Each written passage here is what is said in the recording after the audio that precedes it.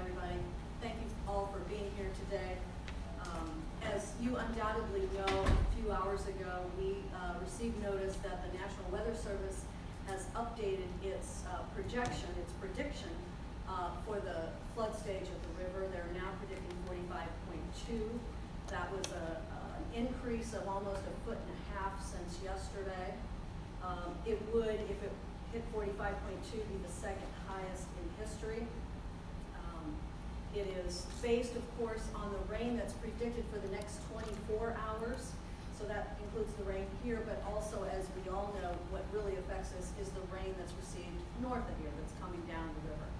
So Alabama Bridge was closed over the weekend. You probably saw that. All the city's floodgates are closed except for one on Riverview, which will begin to be closed this Thursday. So Riverview will be closed this Thursday. And all the departments and agencies have been working together on this. And so with me today, I'm going to introduce the experts here. With me today is Todd Waltman, Director of Operations, Rich Bradley, President of Board of Public Service. Where are you, Rich? There we go. Thank you. Jamie Wilson, the Streets Director, Kent Blake, Streets Commissioner, Brian Holscher, who heads up MSD. They're an integral partner for us. Gary Krewson, Emergency Operations, and Dr. Eccles, our Director of Health.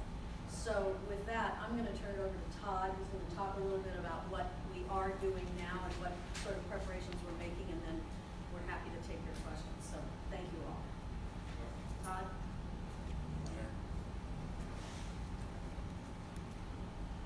As the mayor mentioned, we're well along the way here. We've been working for, seems like 2 months playing around the river this year, and it looks like we have another couple months of working with it. The mayor mentioned we got the next big gate is Riverview up north, and that will impact a lot of people because we'll have to close Riverview Boulevard coming off of 270, so you'll see a lot of truck impacts there. The crews plan on doing that first thing Thursday morning. It's a gate that's been buried in the pavement. It's going to take a lot of work to get done, but they should have it up by Friday night. So it's important to talk about the flood in the city as two different systems. We have the Corps of Engineers system that was built in the 60s, designed in the 50s, that runs along the Mississippi, north to south, about 11 miles. That's a system with all the gates in it, and most recently, in the last 8 years or so, we spent about $20 million upgrading that system. We put new relief wells in, all new swing gates in there, so it's not an old decayed piece of stuff, it's in good shape. And we have a lot of faith in that system. So we are very dependent on MSD, who's our partner here, because while we maintain the flood system, levees, walls, and gates, MSD has to pump the water over. So they're a significant partner of ours. So I don't know if you have any other questions dealing with the Mississippi, or you want to have hear from our MSD guy real quick as far as the big system that the Corps built, and then we'll move on to River to Parrot, which I'm sure you're going to have more questions about. Brian, do you want to talk about the big system at all? I'll just reinforce what Todd had indicated. We have a gate and pump system. It does two things when you have rivers levels like this. We make sure we collect the wastewater and get it treated before it goes out to the Mississippi. And as he said, probably one of the more important functions when you're in a situation like this, when we get some kind of a storm, we make sure we pump those flows over the levee and into the Mississippi River so that the flood wall system can come back. So, yeah, you know, we've been around a while. I know President Bradley here and myself were here for 93. So it's no new circus to us. We're hoping during this thing here, we'll be training the new guys, the young guys, so they'll be able to handle it in the future. So that's a real positive thing. If we move on to River to Parrot Avenue down there, we have a myriad of levees that were built following the 73 flood and the 93 flood. A lot of the remnants which was left over built into these hills. They're not certified levees as such, but they're earthen. And we know they can hold back water. They've done it recently. We've had water on them. But it creates a whole new watch and conditions that we have to be concerned for. So we've reached out to the Corps of Engineers, and we're going to meet with them on Thursday, I believe. We're going to be walking these levees and looking at what reinforcement we need to do. As the mayor mentioned, we closed Alabama. That was our first set of bags. I believe tomorrow we'll start installing some bags, working to get to our 45-foot level. We have everything we need to get to the 45-foot level now, and we're getting ready to order more materials to go up to the 46-foot level. But the mayor didn't mention, it's all about rain and what happens. This 45 is based on a 2-inch rain in our basin. If we only get a ½ inch of rain, you'll see this forecast go way down. But the scariest part to me is how long we've been at this level. And the Post-Dispatch did an article on this, talking about 93. We had about 90 days that we were above flood stage. We're, I believe, 74 today, where the river has been above flood stage. So we really gotta watch our levees. And that's why we're bringing the Corps in to be our partner, to walk these levees. When I say they get saturated, it means we have to do other actions. We have to put rock and ballast on them to keep them solid. You old timers like you, Kevin, you've seen that back then. When we built all the rock up on River Repair to shore them up, we're prepared to do that. This is to me, it's a basic operation, a little different. We have the people here to do it and handle it. I don't know if you have questions. MSD does the same operation down there. They pump the water back over. Down in River Repair, you'll see a little something where you might see the road get a little wet during a rainstorm, because they have pumps that pump the road water over, as well as ones that pump the wastewater over. So it's a little different, a little more dynamic on River Repair. But we're here to work together and get it done. I have an easy question. With River to Pear, you're gonna sandbag up to 46 feet. What is the level before you put sandbags on it? How many feet of sandbags? Well, it varies, Kevin, and I can have Karen explain this to you a little bit. We surveyed the entire edge from one to the other. So there's areas that need 6 inches of bags to get to that level, and there's areas that need 3 feet of bags. Alabama was our lowest one, and that's why we put 3 feet of bags in this weekend. I believe that'll get us to about 44 feet. So we'll have to add more to the top of that before the crest comes in a week. So can we go back to when the mayor said, talking about the crest at 45.2, were you talking about on the Mississippi? Because there aren't like measurement spots along the River to Pear, right? Correct.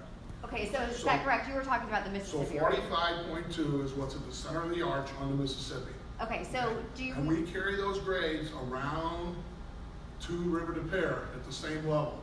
So we know that when that gauge reads that level, we know how high the river is down at Gravois and River to Pear. We carry that same gradient around. Okay. That's where our numbers come from.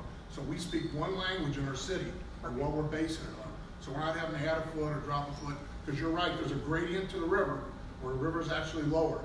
But it's based on that grade of the river at the center of the arch, how we manage River to Pear. So what level is it before homes start flooding? Not because of the sewer backup, but just because the river is getting higher. What level is it that homes along River to Pear would flood?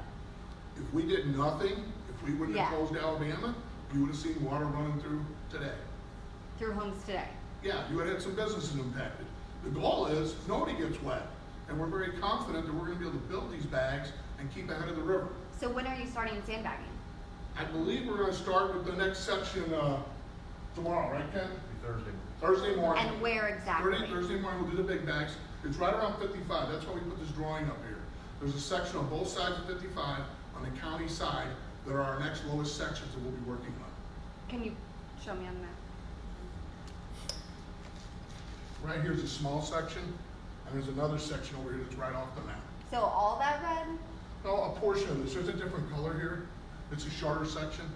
I believe it's about 1,600 feet that they're gonna put in. I mean, we're just Yeah, both asking on the county specifically side. because we're hearing from specific homeowners. They want to know, is my house in danger at their specific address? So can you give us some more specifics about where will be sandbagged first? So that is first. Okay, that is the lowest area. Between what and what? It's right here. It's, what we do is we talk about it as the county side and the city side, and this is upriver from 55. Okay, that's how you kind of find where you're at. So there's a section here, 200-300 feet long, gonna get done. There's another section here on the other side. I have more maps, I just didn't have a board to bring them all out. But we have this thing completely surveyed from Gravois down to the foot of Virginia. And that's where all the residents are that we protect on River to Pear. And that's the low spot. Yeah, that's the lowest spot. So if you look on this drawing here, you'll see this says 43.4 feet. So by that, you know if we're going to this 45, we're gonna need 2 foot of sandbags there. Okay. Before the crest comes in a week. So at this point, if I know that the crest will change with additional rainfall, but for what is predicted, I mean, are you confident that you can sandbag enough so that no homes will be flooded by rising river levels? Absolutely. Based on this forecast we have now, we have all the material here in the city to put it in place and build a wall. Now when I say that, give me a hurricane from down south and dump 8 inches of rain on me in an afternoon, and I'm not sure how we handle that, okay? Right. But right now, we have the bags to keep the water in the creek. Okay. Mark, Yeah, I think it's important we do, oh, real quick. technical question, We'll come okay. back to it. Real You say quick. upriver, what do you mean, and which direction, as far as gravel, I see, or the other way? So we really don't have any issues upriver from gravelways. The land's high. When you get up there by Wilmore Park and all that. Right. The parking lot gets a Well, little the close. here's my question, the sandbags, which side of 55 are we talking about? Towards Margaretford or towards the river? Both, as I mentioned, upriver and downriver from 55 on the county side. And when I say it's the county side, they're still our city residents. And we had that big berm that was put there, a couple berms, So- after the 93 flood. So since '93, there's been some road improvement projects on both sides of that area, on the county side. That Rich was the project engineer on that job when he raised that road 6 or 8 feet back 20 years ago. So there's been some significant improvements that are gonna make this easier to do. Even some of the bike improvements down where they build walls and they raise things up are gonna help, okay? There's been a lot of changes down there. But I think the important part the mayor wanted was we want our doctor to speak to you about this water. Good afternoon, everyone. So it's very important for the individuals in the community to understand that flood waters do carry risks. And so it's important that individuals do not drive through flood water because it's difficult to determine the depth of the water. And so you can have your cars stall in the water, and if you're unable to swim, that can lead to other risks such as drowning. So we ask that you avoid flood waters at all costs, and also avoid standing in the water, because with flood waters also comes other things such as debris, which may include, but is not limited to, needles, sewage, etc., which can pose a risk for the community. So we actually to avoid flood waters at all costs. In addition to the debris that was mentioned earlier, you also have the risk of electrocution. So there are down power lines that can electrically charge the water. So it's really important, again, that all community members avoid flood water at all costs if possible.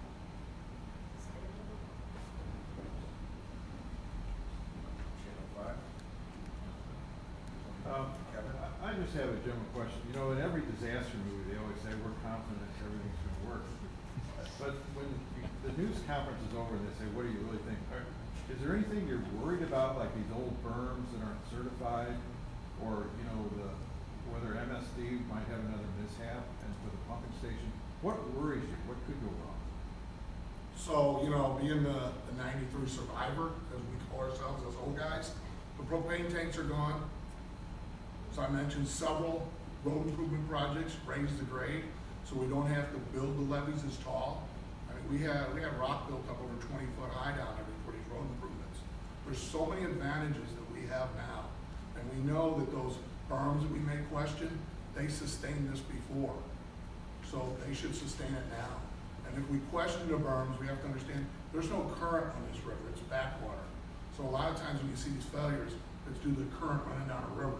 This is backwater. All these things make it simpler for us to handle.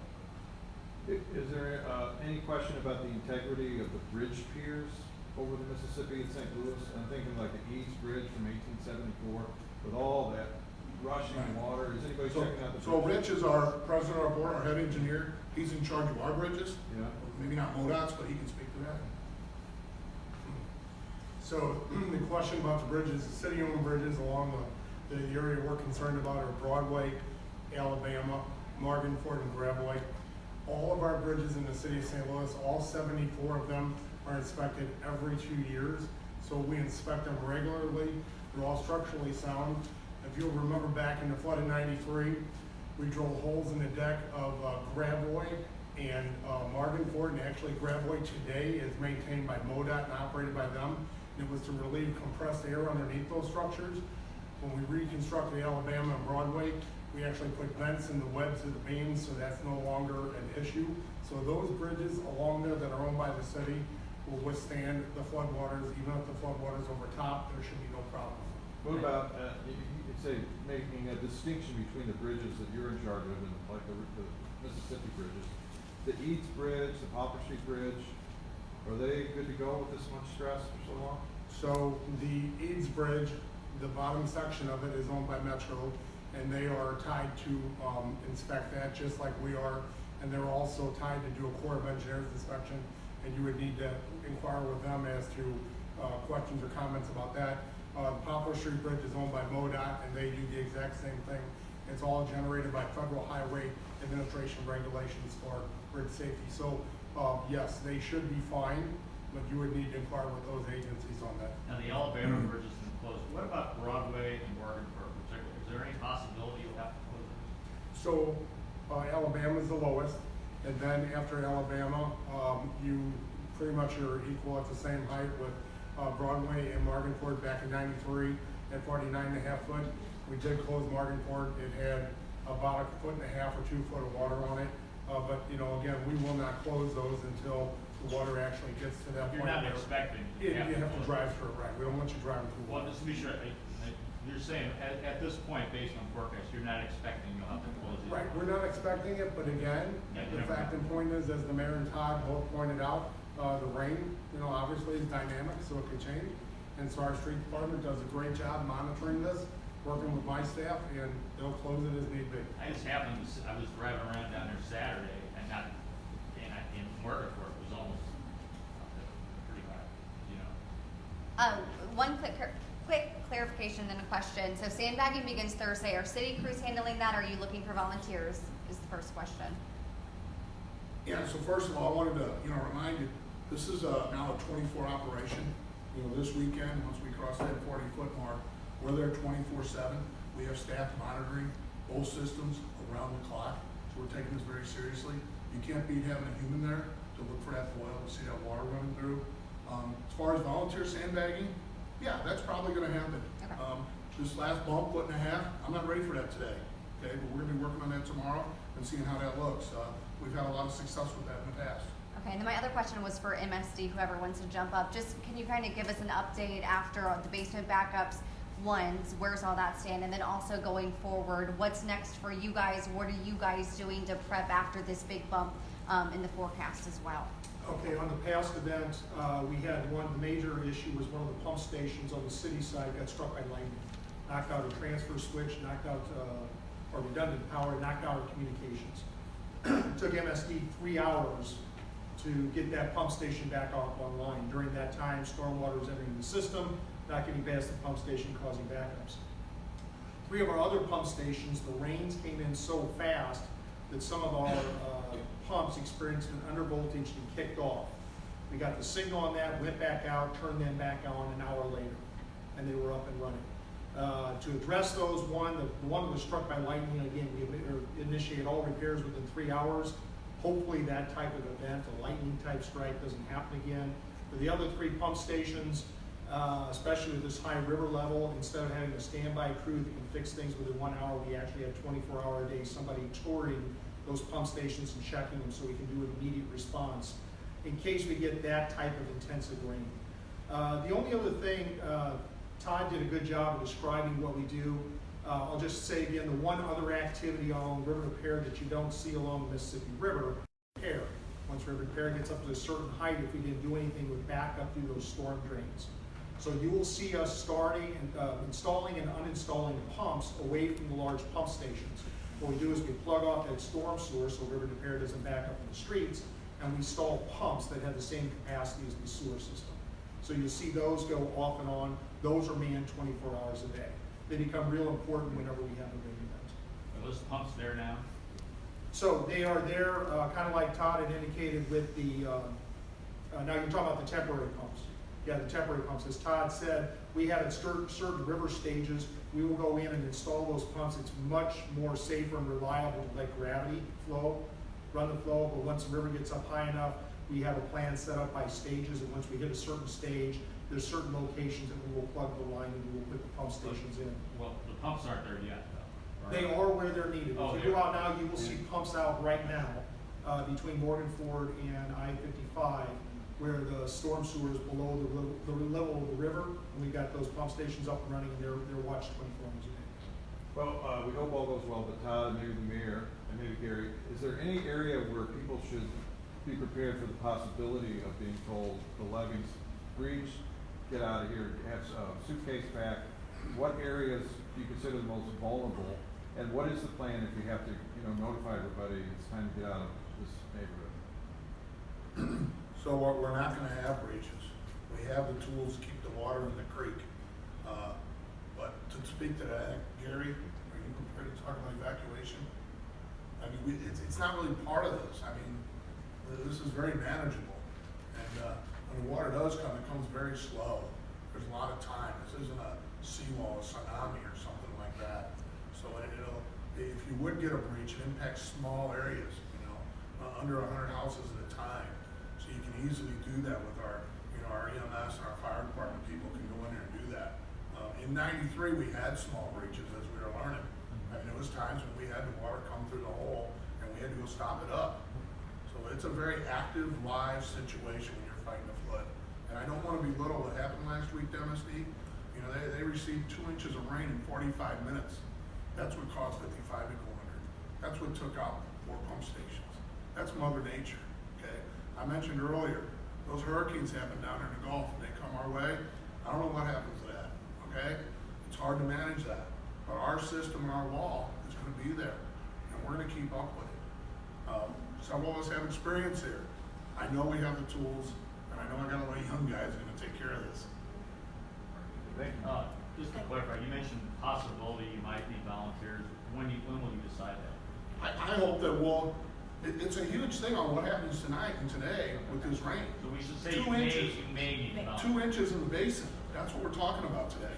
If it doesn't rain 2 inches, it mellows this thing out quite a bit.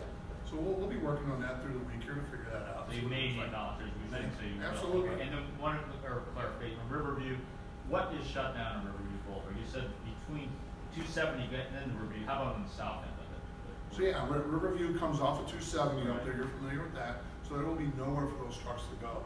So it'll have to be signed and we'll have to handle that working with it. So on the other On the direction, south end, yeah. that's where Hall Street and Broadway and Riverview all come together there. So they'll have to access Hall Street, on Highway 70 off of Adelaide down there. So Riverview will be blocked between 270 and Hall, is that what you're saying? Or- Yep, exactly. There's a flood wall, you can't miss it when you go north there. Thank you all. Thank you Thank you. so much. Appreciate it. Did you get